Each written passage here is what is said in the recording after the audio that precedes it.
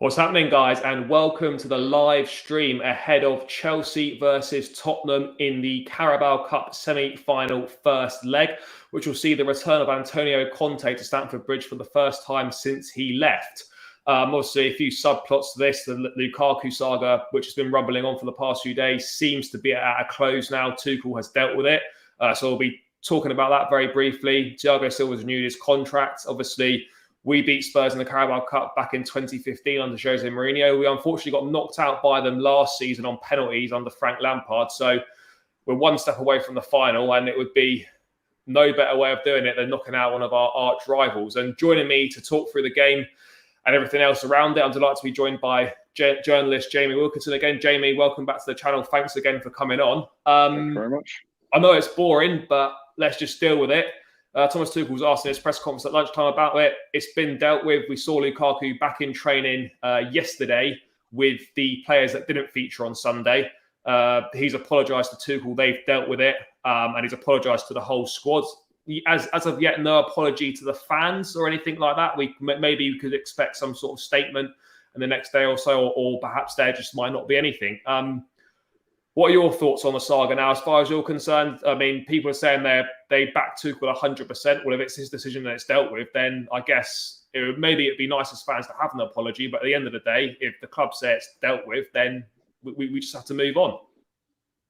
That's it. And as much as from a fan's perspective, his relationship with the fans is important, and not to trivialise it at all, let's be honest here, the most significant factor is Lukaku's relationship with Thomas Tuchel and the squad. And it certainly seems as though they have smoothed things over in the past couple of days. The reported meeting yesterday with Tuchel, which was followed by an apology to the squad, reportedly, which, as Tuchel said in his press conference today, they're willing to put the matter to bed now. Lukaku's coming back into the fold, and we focus on the games to come, which really is all that the fans can ask for. I think from our perspective, a Instagram statement isn't going to do much to repair the damage done to the way we feel towards Lukaku after the interview. But him scoring goals and winning games for Chelsea will contribute towards that, starting with the Tottenham game if he is to be involved. Yeah, he's obviously back in the squad. Whether he starts this game remains to be seen. But yeah, I'm of the opinion that I'd much rather have him just do his talking on the pitch. I don't really want a PR apology sort of statement where he doesn't really mean it and he's just doing it because I should probably put something out. I'd rather there just be nothing. Do your talking on the pitch and put the goals in. Tuchel said that there's no doubt in his commitment to the team, but he then went on to say that he wasn't sure about his long-term commitment. I think that's kind of fair enough. I guess these situations are quite fluid. It had been reported in The Athletic as well that Lukaku was kind of struggling to settle in London, which I guess you can sort of understand a little bit. At the end of the day, you are uprooting. I'm not sure if he's got a family or not, but you're obviously Milan and London life is probably very different. So you can understand those things. But I think, he said we just got to be adult about the situation. And I think that's probably the most important thing. Fans saying, you shouldn't play for the club again and all that. It's just like at the end of the day, him playing is far more important. Is going to be far more positive to our chances of winning. And as I said, if Tuchel's forgiven him, then as fans, I think we just have to accept it and move on. Are you also of the opinion, Jamie, that agreeing with Tuchel here? I just brought this quote up on the screen that it's not as big as people are making it out to be. Would you agree with that? Yeah, I mean, Chelsea fans have history when it comes to blowing things out of proportion, but at the same time, we set high standards for the professionalism and loyalty of our players. So there's two sides to it. And, when Chelsea fans are being highly emotional in wake of Lukaku's interview, I think you can justify some of the things that have been said over the past few days. That said, I think the consensus among the Chelsea fans is to back Tuchel over Lukaku. Well, at this point, Tuchel is saying, let's put this matter to bed and let's focus on the future. Going forward, Lukaku's committed to Chelsea. If we're going to back Tuchel on one point, then we have to be consistent. And this is his view going forward, is that Lukaku is 100% committed to Chelsea, at least for now, and the games ahead in what remains of the season. So we have to believe Tuchel on that point as we would in any other. Yeah, no, 100%. I think at the end of the day, as much as the fans' relationship with the players is important, ultimately, if it's been dealt with professionally between a manager and the rest of the squad and everyone's kind of accepts the apology, then that ultimately is the most important thing. There's no kind of disharmony in the squad Yeah, because that can spread like wildfire. And we've seen that in dressing rooms before at Chelsea. But it seems with this kind of decision, the way it's been handled, that Tuchel has come out really well from this, consulting the absolutely. senior players before dropping Lukaku from the matchday squad against Liverpool. That shows, that he just thinks about it. And I remember him saying, he doesn't just take decisions in the office. He actually consults people that are important, are in and around the situation. That's a massive plus for him. And I think it could be potentially a bit of a pivotal moment in his managerial career at Chelsea, because now I think he's kind of potentially stamped out that, it doesn't matter who you are. If you step out of line, then you're going to be in trouble. And, reports of potentially a €500,000 fine for the interview as well. I mean, obviously that's not going to hurt Lukaku too much, but I think it's been dealt with really well by the club, where previously when similar situations have happened, the club haven't handled things too well. But I mean, just lastly on it, Jamie, if he does play tomorrow, which I'm expecting him to do so, whether that's from the off or from the bench, how do you think he'll be received by the fans when he steps onto the pitch? Do you think it'll be, largely, pleasant as such? Or because at the end of the day, I feel that booing is kind of detrimental to the team, essentially. But how do you feel he'll be received?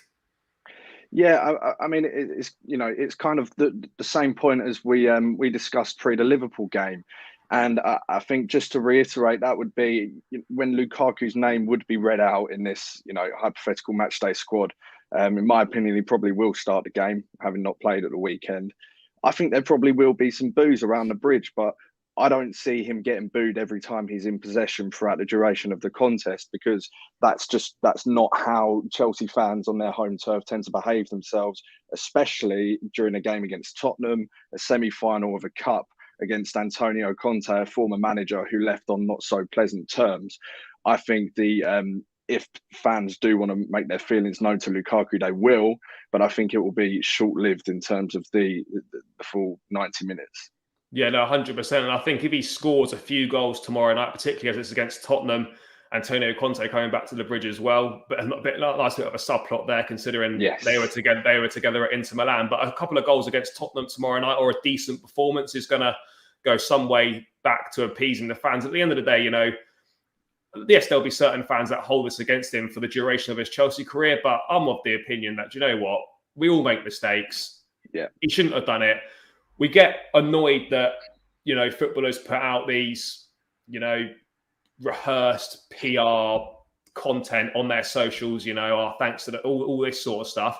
When someone's transparent, we then criticize it because it's not the way we want it to be. So ultimately, at the end of the day, it's not reflected well on the club. It's been dealt with, and I think we just draw a line under it and we move on. And if people want to boo him, that's their right. Obviously, I won't do that, but yeah, we move on and it's dealt with. And we do definitely need him if we're going to win any trophies this season, or try and bridge that gap to him. But just the last thing, just a couple of things that are coming in the chat. Let's have a quick look. We need to move forward and get Lukaku fired. Yeah, definitely. 100%. At the end of the day, we can readdress this in the summer. If he's still not happy, then we can deal with it then. But as long as he's 100% committed for the rest of the season, then at the moment, that's all that matters. And I think that is a key point, that we do need Lukaku. There's a reason we spent that money on him. We're not talking about a fringe player in the squad. We are relying on Lukaku to deliver for the rest of the season if we're to achieve our ambitions. Yeah, no, 100%. And moving on to slightly more positive news, I presume. Obviously, we've got four defenders out of contract: Rudiger, Thiago Silva, Christensen, and Azpilicueta. Yesterday, it was announced that Thiago Silva has signed a one-year contract extension. Jamie, your thoughts on that? Absolutely crucial that we got this done, really, wasn't it? Yes, it was a no-brainer, really, wasn't it, for the club? And certainly Thiago Silva seems happy here, so he had no reason to move on. But you just run out of superlatives to describe a player of his age when he's performing at the level as he is, when he's having the influence that he is on the players around him in that back three. It's just one of the most extraordinary pieces of business that we've done in the Abramovich era. When he initially arrived, I didn't think he would stay for 3 years. To be perfectly honest with you, do I think he's going to be done and dusted at the end of next season? I think there's a question mark over that, which is just testament to, how well he's looked after himself at that age and just what a once in a generation defender he is. Yeah, 100%. And also credit to him for coming to the Premier League right at the end of his career. Come at 36 years of age. He could have easily retired or gone to the MLS, gone back to Brazil or whatever, but he still wanted to show that he could do it at the highest level. And arguably, he's our most important defender. I know Rudiger's obviously been outstanding, but he is our most important defender. I mean, are you slightly concerned that at 37 years of age, will be 38 years of age next season, obviously we'll probably bring in a centre-back in the summer, but for the remainder of this season, I don't know if concern's the right word, but I'll go with it anyway, that there's an over-reliance on him and that we actually need to perhaps use him more than we potentially might want to. Yes, I think there's definitely an argument for that. But it's also important to acknowledge that throughout the bulk of 2021, Andreas Christensen was also very good, especially in that middle centre-back role, not just for Chelsea, but for Denmark at the Euros. Perfect example of that is in the Champions League final. I'm sure every Chelsea fan was absolutely devastated to see Thiago Silva walk off the pitch, but Christensen didn't put a foot wrong. Now, obviously, the Christensen contract situation is a lot more complicated than the Thiago Silva one, mostly because of his own doing and the complications that he's birthed himself. But, if we're talking about right now, we do have a player that can deputise for him when on form. If Christensen does leave, we probably need to look at signing someone to fill that role when Thiago Silva is not available, just out of anticipation that maybe his body will start to not necessarily fall apart, but he is at an age where no matter how well he's looked after himself, no matter how superhuman we think he is, he can't do it 3 times a week. Yeah, no, 100%. I even think him staying is, obviously providing Christensen stays, also Chalobah as well. It's great for them to learn from Thiago. The guy's done everything. There's not a better person to learn from, really. And potentially if Levi Colwell comes back into the senior squad next season, he's having a fantastic time at Huddersfield at the moment. No better person for him to learn from as well. But just before we move on from defenders and get into the game itself, Jamie, I just wanted quick thoughts on, we touched on Christensen there. Are you expecting him to re-sign? Months ago, as reported, this was all done. He then obviously switched his representatives. He was represented by his dad. He's now represented by a separate agency. And I'm seeing things that, the reason for the delay in the potential contract is that they've had to rediscuss everything again because it's got new representatives. But then these representatives have also got close ties with Barcelona, and Christensen have potentially had his head turned and might want to go there. Ultimately, look, he's a good football player for sure, and he's shown that. Yes, his form has dipped. I wouldn't want to lose him, but at the end of the day, if someone doesn't want to be at the football club, it doesn't matter how good they are. We have to let them go. Do you think the same? And what do you think will happen with Christensen ultimately? Yeah, it's a complicated one. There does seem to have been a bit of a hesitance to commit on his side. I think it'd be easy to point the finger at his dad for the initial breakdown in talks. It would be easy to blame the change of representation on the further stalling in contract talks. But at the same time, if Andreas Christensen really wanted to stay at Chelsea, build a career at Chelsea, sign a new long-term contract with us, and put all of this speculation over his future to bed, he would have done it by now, and he hasn't. And I think that's pretty telling. Of course, Chelsea fans have kind of come around the idea of losing him. Perhaps the breakdown in negotiations has come at a good time from our perspective, because his performances have also taken a little bit of a dip. Perhaps that is because of all the noise off the pitch. You never know. But I think if we're looking at the players that we could have potentially lost on free transfers, I'll take Azpilicueta out of this, but Thiago Silva, Rudiger, and Christensen. If you ask me, out of those, who would I be able to sleep at night with the idea of losing them? All due respect to him, it would be Andreas Christensen, because he's a good player, but I do think he's replaceable. Yeah, no, I agree. If you're looking at out of those three, then yeah, you'd pick Christensen to go. I don't know what's going to happen with that, but ultimately, I think we are going to end up losing at least one, or if not two, maybe even three, or maybe even all three of them. Tuchel was asked about Rudiger today in the press conference, didn't have much to add on it. The fact that, he gives his all when he's 100% committed. We can see that when he plays on the pitch. Sky Sports reporting that he's been in talks with PSG, Real Madrid, Bayern Munich, and I think that was it. There might be one other one, not sure. I've kind of accepted that Christensen's moving on. Rudiger's moving on, but there's a small part that thinks, Jamie, that there could be a small chance he still stays, and maybe he's sounding out what the others are offering him before deciding if he wants to commit to Chelsea. Have you had a change in mind, possibly that he might stay, or do you think ultimately he's just kind of finding out what he can get and then he's going to pick what's best for him, essentially? Well, it could well be the case that last point you made there, but there has seemed to be like a flurry of reports from the Spanish press. I know ABC reported that Real Madrid have now ended their interest in Antonio Rudiger. Now, that seems slightly bizarre to me that at this point in time where, you have a player that's been one of the best defenders in the world over the previous calendar year. I think if we're looking at Florentino Perez's recent strategy when it comes to tapping up free agents, I think Antonio Rudiger is right up his street. I think it is slightly wishful thinking to think that the tide has turned on this one and Rudiger is now, closer to renewing at Chelsea. But I don't think we could have ever been counted out of the race. I do think if we put a proposal on the table that really matched up to what Rudiger was looking for in what is going to be probably the last big contract of his career, I think we were always in with a fighting chance of keeping him. And I know Chelsea fans would probably like for us to just cough up the cash, give him another 3 or 4 year deal because he's playing fantastically well. But that's not for us to decide, unfortunately. No, ultimately, if Christensen does decide to move on, doesn't sign a new deal, then I don't see why some of the potential wages that were being offered to him couldn't be then distributed elsewhere towards Rudiger's contract and give him a little bit more. But that's enough on defenders now. Moving forward then, Jamie, Carabao Cup semi-final. The Cup kind of gets mocked a little bit by it's not important, etc. It's a Mickey Mouse Cup. People tend to say that, when their team's not in the competition. But we've seen Manchester City winning it for the last 4 years, that actually, the big teams do take it seriously. When you've seen who's made the finals over the years, obviously we got there a few years ago, lost to City on penalties, unfortunately, under Maurizio Sarri. As a fan, where do you stand on the Carabao Cup? And how important is it to you this season? Now that we're at the semi-final stage, we've kind of got to do everything we can to get to the final and win it.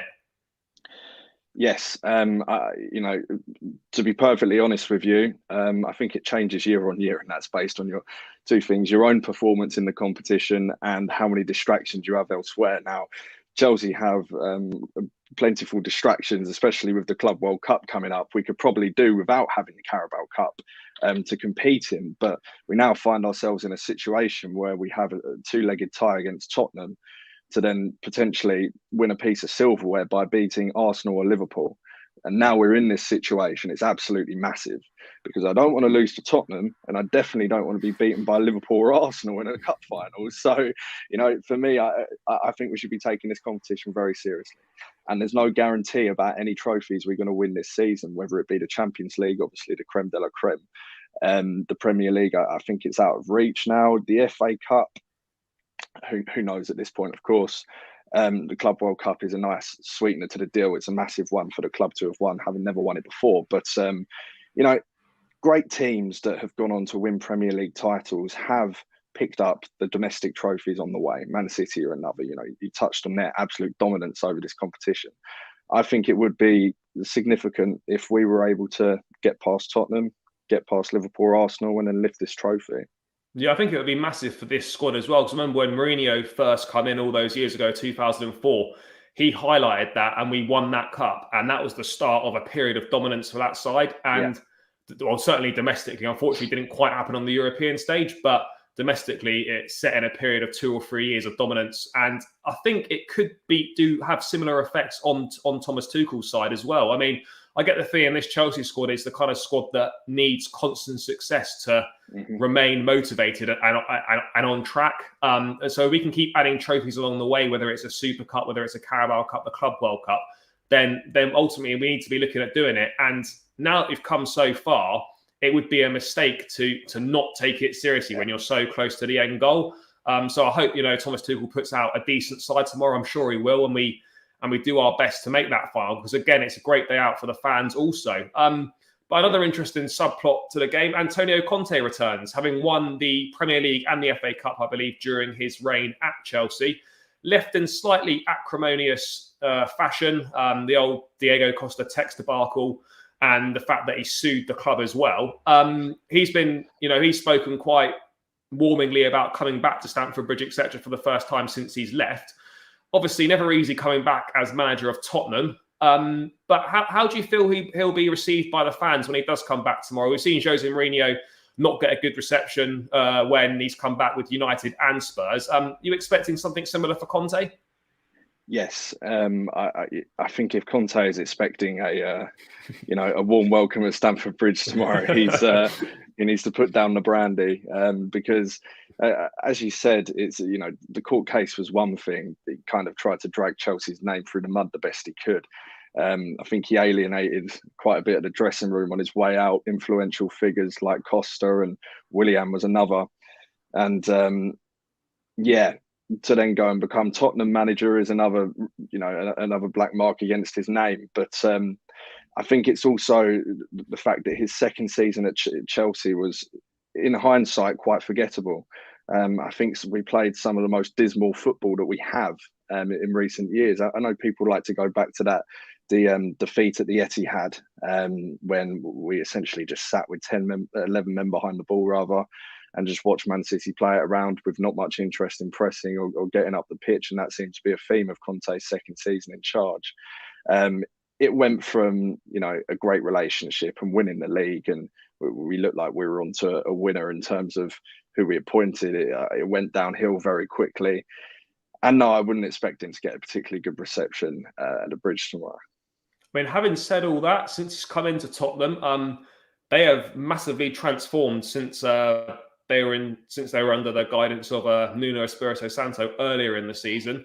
They look like a different side. Conte's come in; he's made an impact like he always does wherever he goes. I mean, 8 games, unbeaten in his first 8 games as manager in the Premier League, and he's definitely has transformed their fortunes in some way. Have you been impressed with what he's done? And Tottenham tomorrow night are certainly a different proposition to what they would have been had Nuno still been in charge. Yes, of course, they're a different proposition, because Antonio Conte, as much as we might not be particularly fond of him as a character, speaking for myself, don't speak for every Chelsea fan, of course, but he's a world-class manager. I don't think there's any getting away with that. I think quite a lot of Chelsea fans, probably City and Arsenal fans alike, were happy that he took the Tottenham job and not the Man United one, because as much as Tottenham is a big club and they do have budget to spend, Manchester United have one of the most expensively assembled squads ever. He would essentially have a blank check in a star-studded squad. So for him to have gone to Tottenham was sort of a different proposition for him. But you're right, he has taken forward strides with them. I just think the ceiling and what he can achieve at Tottenham is slightly lower than what he would have achieved potentially at Manchester United, which for me does make me think that he will be taking the 2 legs against Chelsea pretty seriously, because a Carabao Cup win for Tottenham would be massive, a lot bigger than it would be for Chelsea. I mean, obviously, we saw them make the final last year as well. I mean, they've got a lot of players to kind of be wary of. We're not sure, what kind of side Conte is going to put out. You'd imagine it would be pretty strong. How important is it that we contain the likes of Harry Kane, Heung-min Son? Those are kind of Tottenham's main danger men. Can you see them causing us issues? And have we got the defensive capabilities to deal with them? Because we have seen in recent weeks, we are letting in a lot more goals than we were at the start of the season. Yeah, I think we have the defensive capabilities. I think the question mark is over whether we have the fit and available defensive personnel for tomorrow's game in particular. But let's not forget that Tottenham too have had their own COVID issues. They've had their own injuries. They're kind of coming out the back end of it now, and Kane and Son will be in the starting 11, which is all that really matters when it boils down to it. But we've played against Kane and Son plenty of times. At times they've hurt us, at times they haven't. We just have to hope that whoever the back 3 or back 5 are tomorrow are on their A game, because they always have to be against players of that quality. Yeah, no, 100%. I mean, obviously, we just had the Liverpool game on Sunday.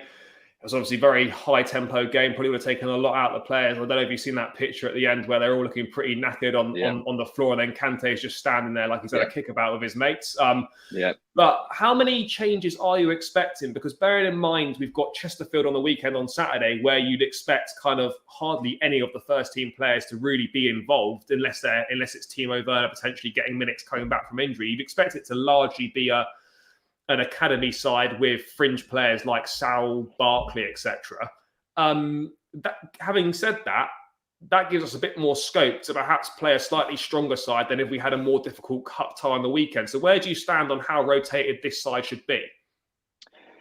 Yeah, I think what we kind of need to do is just wrap up the likes of Kante, Kovacic and Cotton Wool, because as much as they were absolutely superb against Liverpool, we have to remember that, you know, these are two players that have had their injury problems this season and potentially couldn't deal with two high intensity games in such a short period of time. But as you say, the Chesterfield game presents us with an opportunity to rotate. So, you know, you would expect that we will be forced into changes by the fact that, you know, we'll touch on it later, but Christensen and Trevor Chalobah are both unavailable, which brings Azpilicueta back into the centre-back position, presumably, and we'll have to have a winger in the wing-back position. But barring that midfield too, that we ought to be a little bit more careful with, I don't think we really can make all that many changes. And, you know, all due respect to our fringe players and our young players, put out a team that is capable of going toe-to-toe with what will presumably be a full-strength Tottenham side. Yeah, no, I agree 100% with that. And finally, before we get into picking the lineup, how important is it that we go to the second leg at the Tottenham Hotspur Stadium next week with, you know, do you think it's essential we have a lead, or as long as we're still in the tie, that's all right? History shows that Tottenham away is not such a difficult fixture for Chelsea, but you know, of course, in a two-legged tie, that you want to take a healthy advantage from the home leg, and that would be preferable. I think what Chelsea need to do is win this game and try and keep a clean sheet. Yeah, I think naturally you want to take a healthy advantage into the second leg.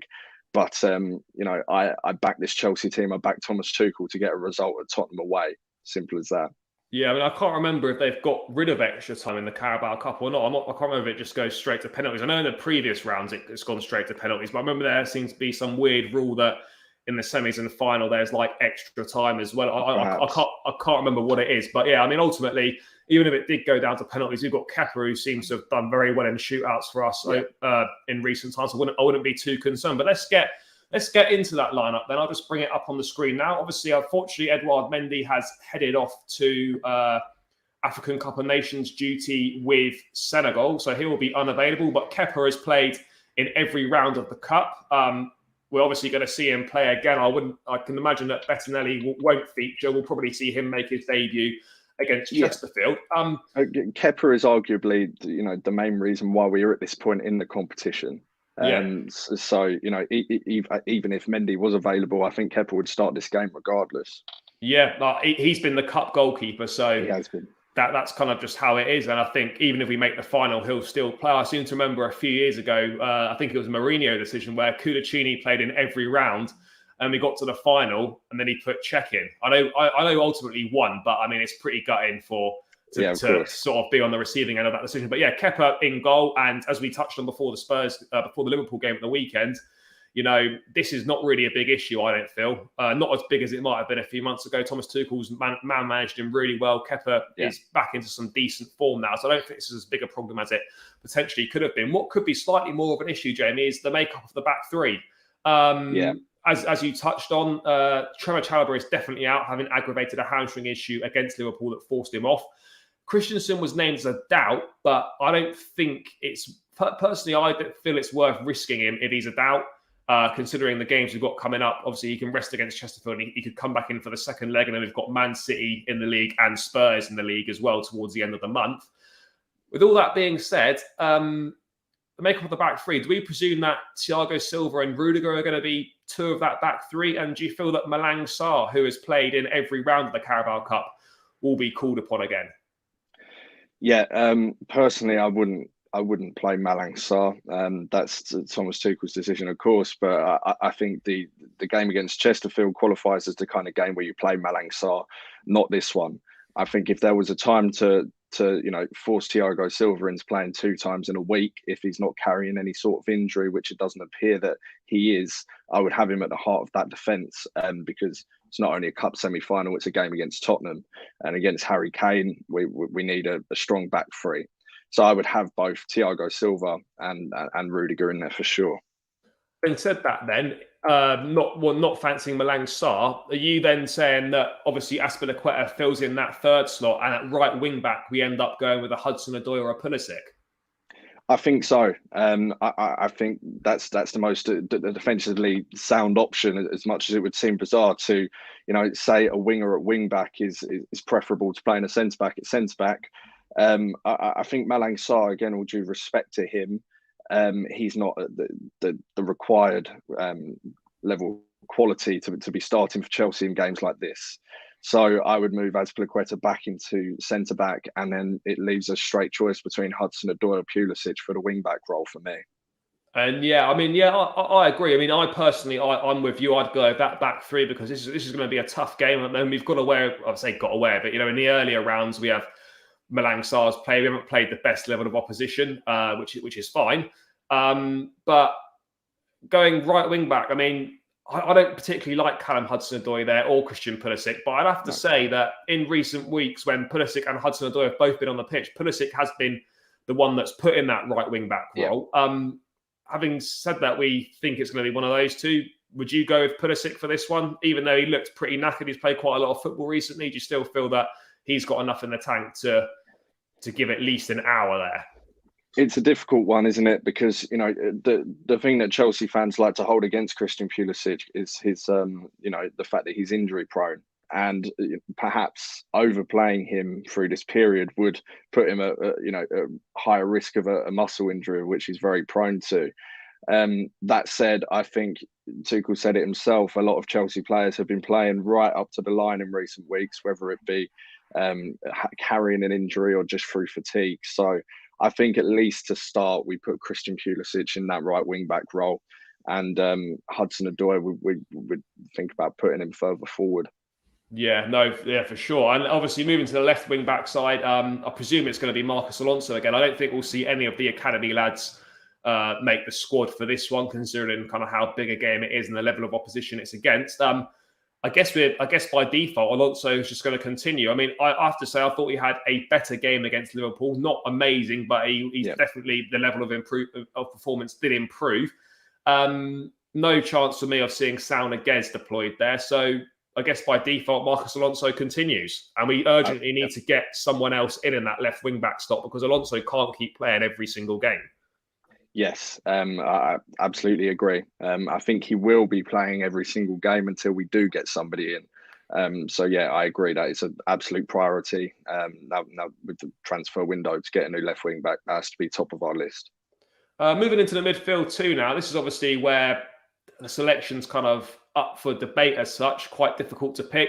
Ruben Loftus-Cheek was back in training again, so I presume he'll be in the squad. Whether he starts or not is another question. I perhaps think he'll probably be on the bench. Having said that, we've seen when we've tried to play Kante a couple of games in the space of a few days, it hasn't gone well. He's had to come off with a knock or whatever reason. And as you said, Kovacic also, having put in a fantastic performance against Liverpool at the weekend, he still hasn't played a lot of football, having been out for a while, injured and with COVID. Having said that then, Jamie, are we thinking that one definite to start in the midfield, two would be Jorginho? Yes, Jorginho is the obvious pick, and I think he will go in here. Difficulty is that, Jorginho and Kovacic, last time they played together was against Brighton, and they needed Kante to come save the day because we were being hugely outrun in the midfield area. That said, Kovacic and Jorginho have had some good games as a pairing in the past. And would you put Saul Niguez in there ahead of Kovacic? I'm glad that's a decision for Tuchel to make and not for me, because Kovacic is, as I said, he hasn't played a lot of football over the past few months because he's just come back from injury. And he played a very high intensity game against Liverpool. So I'm going to pass this one back over to you. Because to be honest with you, next to Jorginho, I don't have a clue who's going to play there. Yeah, I think it will be one of Saul or Kovacic, but it's a flip of a coin for me. Yeah, I think it's just what complements Jorginho the best. I mean, I would put Kante there, but then obviously history tends to dictate that him playing a couple of games in the space of a few days doesn't seem to end well. But then obviously we'd probably be able to give him at least a week off because he won't feature at all against Chesterfield. And then the next game is obviously the second leg in a week's time. But out of the two, I'd probably say Kovacic would start over Kante, but it's really difficult to call. Because you feel like, it's almost a necessity to have Kante on the pitch at the moment. I'm just going to go with it. And even if he comes off after an hour or something, then if it's pre-agreed, look, Kante, you play for an hour, then I think we roll with it. But it's so important, particularly given that it's a first leg as well, that we do need him on the pitch. So yeah, yes, I'd agree with that. Because worst comes to worst, we will have Kovacic and Saul on the bench if Kante was to, feel something or pick up a knock. So perhaps, we've spoken about how important this game is, especially for Chelsea fans, with it being Tottenham. So maybe if you're Thomas Tuchel, you are tempted just to put Kante in there. Yeah, no, I think so. And providing Kante, says that he feels all right and he's ready to go, then I think we just roll with it. Moving on to the makeup of the front three. Let's start with this left-hand side. You mentioned him earlier. I believe this is a game that Callum Hudson-Odoi will start, particularly given the fact that we've put Christian Pulisic at right wing back. I don't think Havertz Werner's not going to play from the off. Tuchel did say in his press conference that Werner might make the bench, so he's obviously not going to be there from the off. So do you think it's fair that, Callum Hudson-Odoi another opportunity to impress on that left-hand side? Yes, I think Tuchel's he seemed to have protected Hudson-Odoi because he came back in the Aston Villa game. He played more than he should have, and Tuchel has spoken quite a lot about overusing players over this period. And I think Hudson-Odoi would definitely have been in that category. But he's rested now, and you can be sure that he'll want to play this game, especially in his favoured left wing role. So I think he picks himself.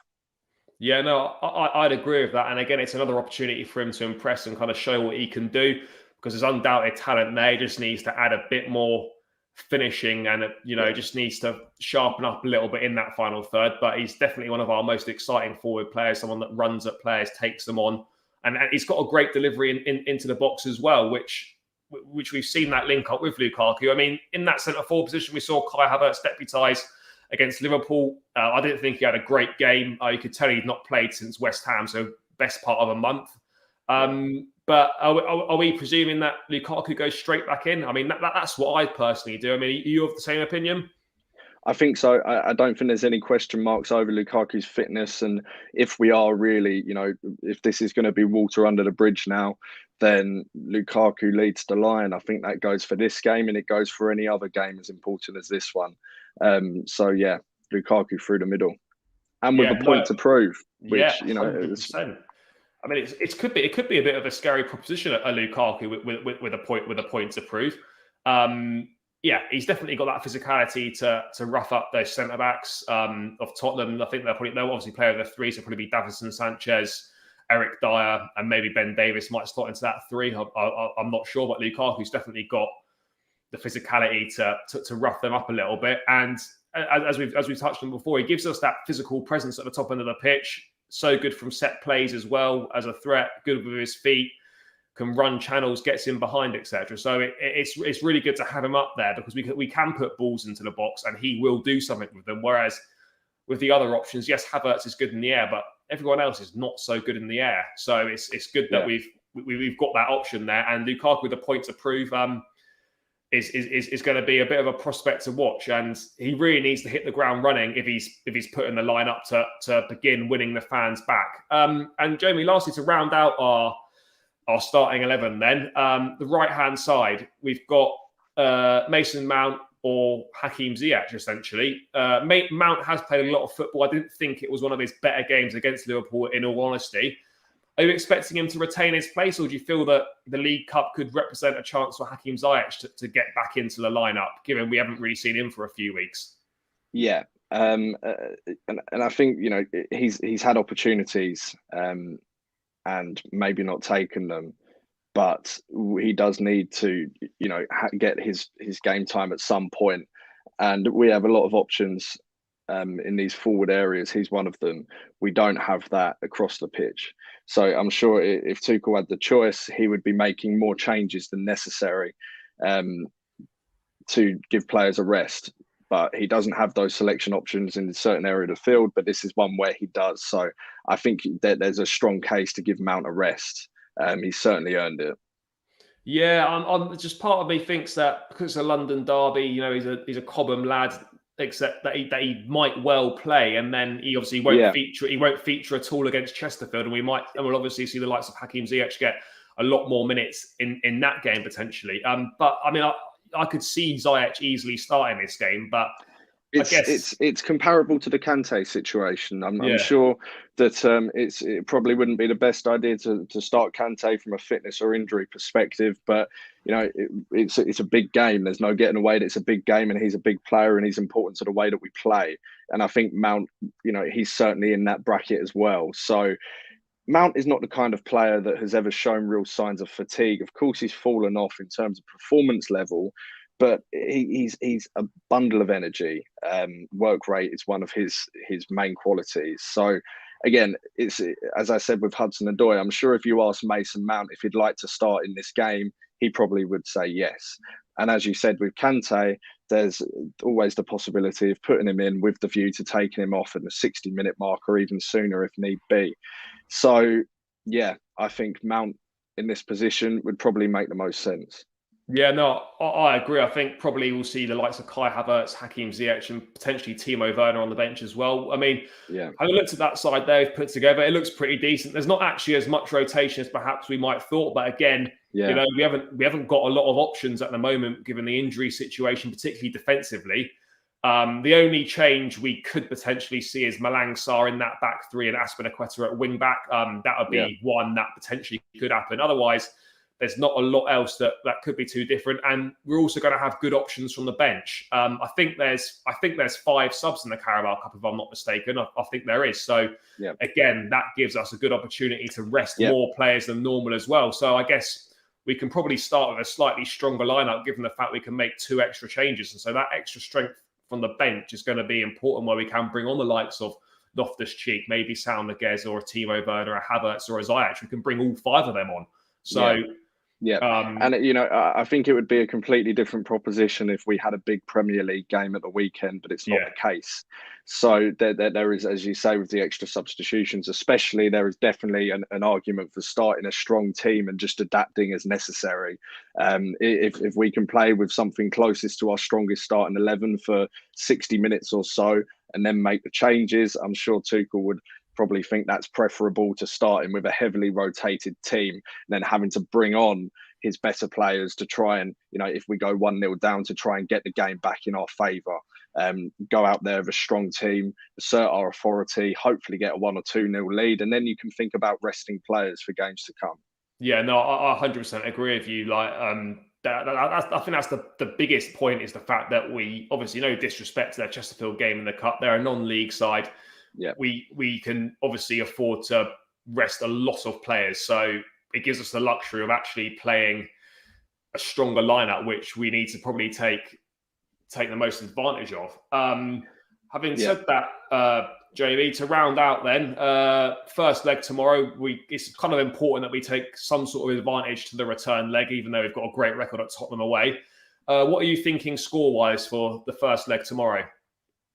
Well, I don't think we can predict a Chelsea clean sheet at the moment, so I would expect Tottenham to get on the score sheet. That said, I think Chelsea will have a spring in their step, because we come off what was, barring the 2-goal deficit we fell under in the first half, one of our better performances for a long time, one of our most highest intensity performances, as Gary Neville said, I've seen under any manager ever, for periods of that game. So especially with Lukaku back in the team, I think the players will be buoyant. I think that they're going to go out there at the bridge. There's several subplots that we've touched on against Tottenham. I suspect a good atmosphere. And I think Chelsea are going to take this one 3-1 into the second leg.